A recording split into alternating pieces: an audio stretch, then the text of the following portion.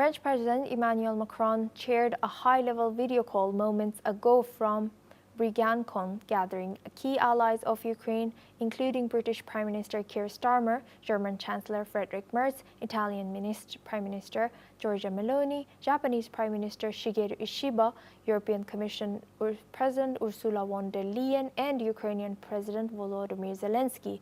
Let's listen into the discussions between the leaders.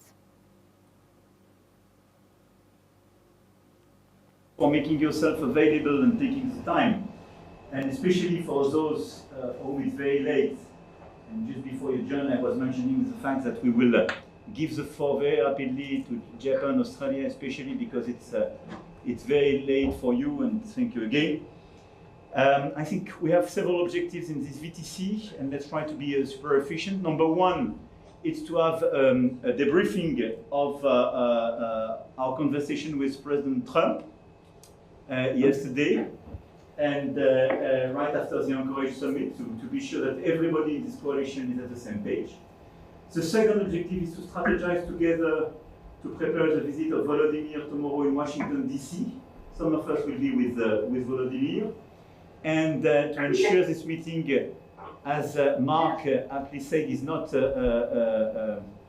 a meeting where we will be blocked in one scenario. The objective of this meeting very clearly is as well to be completely clear about the security guarantees we want, the next steps, and how to organize the next meetings with President Putin, Ukraine, US, and Europeans.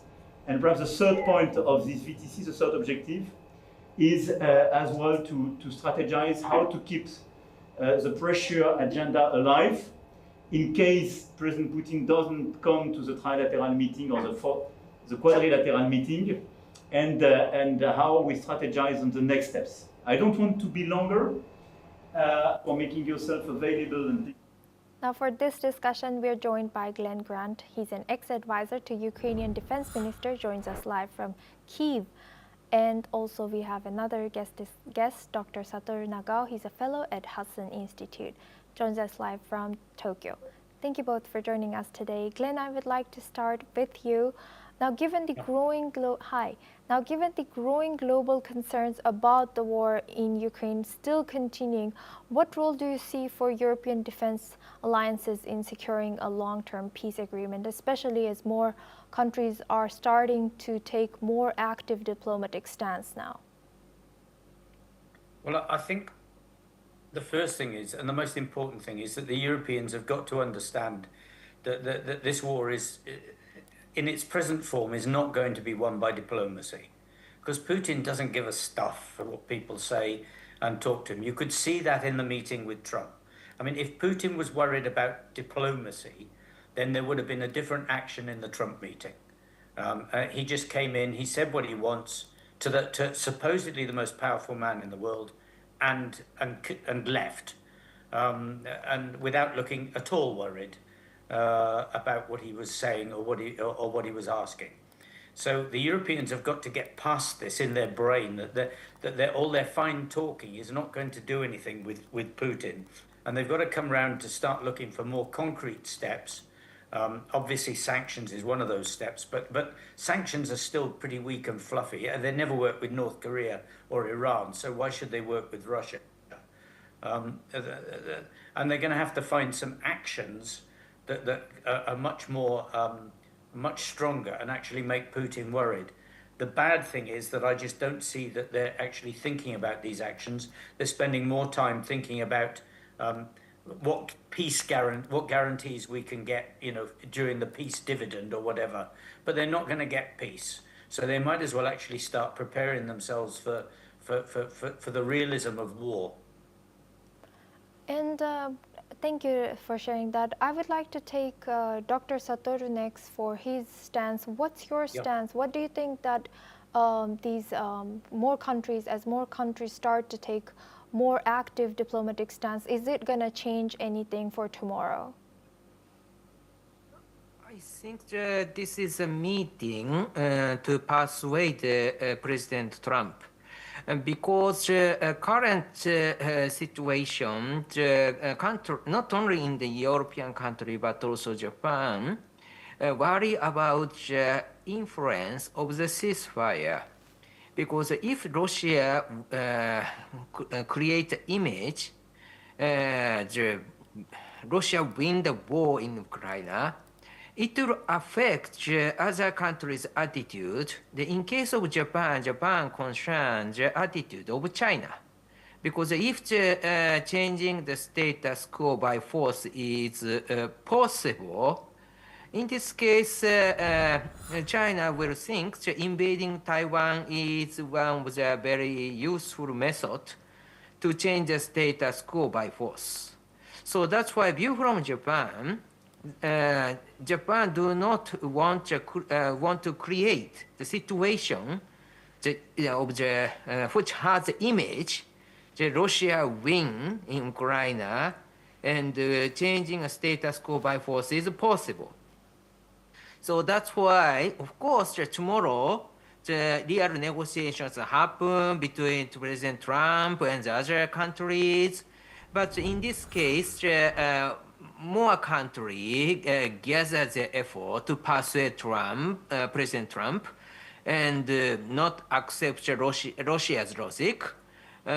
Instead of this, if Russia seeks a victory, the US side or NATO side, including Japan or other Asian allies, should not accept Russia's logic. That is currently the Japanese government are thinking, I believe.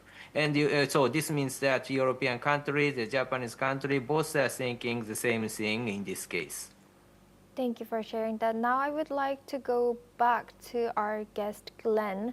Now, with key European leaders such as President Macron and Chancellor Merz coordinating closely on Ukraine's future and joining them tomorrow, what do you think is the most significant challenge for Europe tomorrow in balancing military support for Ukraine with broader geopolitical stability? The big problem is credibility, because they haven't had credibility so far. And as my colleague said just now, and he's absolutely right, they've got to persuade Trump to actually to take this whole thing seriously on behalf of not just Ukraine, but the rest of the Western world. Because at the moment, it would appear that we're looking at Trump and Putin on one side and the rest of us on the other, and that is not a clever situation to be in any way, shape, or form. So the Europeans have got to show that they're credible. My worry is that a lot of them will try to do this by Zoom. Really, they all need to go to America. They all need to get on the plane tonight and tomorrow and to be there in Trump's office, every single serious leader, because then and only then will he start to take this seriously. If they're on Zoom and they're there and there's only maybe one or two of them in the room, it won't sway him. I'm absolutely sure of that. He will not be swayed, and he'll still have his anti-Ukraine stance that Ukraine has got to give stuff to Russia, not that Russia has got to compromise in any way. Thank you, Glenn, for sharing that. Now I would like to ask Dr. Satoru for his take on the same question as different leaders join tomorrow coordinating closely on Ukraine's future. What do you think is the most significant challenge for Europe in balancing military support for Ukraine with broader geopolitical stability tomorrow? A little bit irony situation will created by the current US and Russia summit. Because motivation why the President Trump want to end the war in Ukraine is indeed his China policy is the reason, we believe. So because relocating resources they spend in Europe, President Trump wants to reduce resources in Europe and relocate resources resources to the Indo-Pacific is because China is the main rival for the United States, he believes, and that's why the counter-China policy is a policy he wants to spend more resources. In this case, other region, including Europe, Middle East, or other region, is second priority, and first priority is Indo-Pacific, he is thinking. In this case, withdrawal from the other region is interest. But view from Japan, this is irony because yes, if U.S. focusing on the Indo-Pacific, this is welcome. But to deter China, we should not create the image Russia is winning and China can do the same. So that's why even if the U.S. relocates the resources from Europe, ending Russia's invasion to Ukraine should not be the image of the Russia's victory. So that's why the view from Japan, how to manage the President Trump's policy, or how President Trump should not abandon the he will not abandon Ukraine, I think, but at the same time, this image is very important. Sending the message is very important, we believe. So that's why Japan want to improve this negotiation and persuade Trump. Even if the withdrawals, we should be careful. That is Japan want to send, and I think in this case, Japan's interest and Europeans' interest is the same, I believe. Thank you very much, Dr. Satoru and Glenn Grant, for both joining us and sharing that insight. We'll come back to you for our next topic as well. Now we stay in the region. European Commission President Ursula von der Leyen hosted Ukrainian President Volodymyr Zelensky in Brussels today, just a day before his high-stake talks in Washington. At the joint press conference, Zelensky said Ukraine urgently needs a ceasefire to address Russia's demands, but emphasized that Kyiv will not be sidelined in any negotiations. He called for EU's involvement in binding security guarantees, adding that security must function in practice like NATO's Article 5. Von der Leyen echoed that sentiment, declaring Ukraine must become a steel porcupine, undigestible for potential invaders. She added that the EU, alongside allies, is prepared to support Ukraine's sovereignty, with no restriction on its armed forces or its right to cooperate with partners. Let's listen in to both the leaders. Since the territorial issue is so important, it should be discussed only by the leaders of Ukraine and Russia at the trilateral Ukraine, United States, Russia. So far, Russia gives no sign that trilateral will happen, and if Russia refuses, then new sanctions must follow. Is to protect both Ukraine and Europe's vital security interests. Ukraine must be able to uphold its sovereignty and its territorial integrity. There can be no limitations on Ukrainian armed forces. We welcome President Trump's willingness to contribute to Article 5-like security guarantees for Ukraine.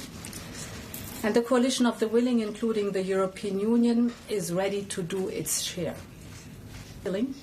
Point number one. Therefore, it is so important to have as soon as possible a trilateral meeting between the President of Ukraine, the President of the United States, and of Russia. Now for this discussion, we go back to Glenn Grant. He's an ex-advisor to Ukrainian Defense Minister, and Dr. Satoru Nagao. He's a fellow at Hudson Institute. Thank you, Glenn and Dr. Satoru, for staying with us. Glenn, I would like to come back to you. So now President Zelensky's call for binding security guarantees and for Ukraine to be treated with the same level of commitment as NATO's Article 5. It raises significant implications. So how feasible is it for the EU to implement such guarantees, and what would it mean for the future of European defense? Well, let's be quite clear at the moment. There is no European defense. That's the first thing. There are a collection of countries that have got their own defense structures, but there's nothing of any coordinated fashion. So they could make an Article 5 guarantee, but probably only within the NATO structure. But I'm sorry, but I just don't see Trump signing up to an Article 5 guarantee for Ukraine in any way, shape or form. I may be wrong, but I just don't sense that is actually what he means. Because if he signs up to Article 5 and Russia crosses the boundary in any way, it means that America is at war with Russia.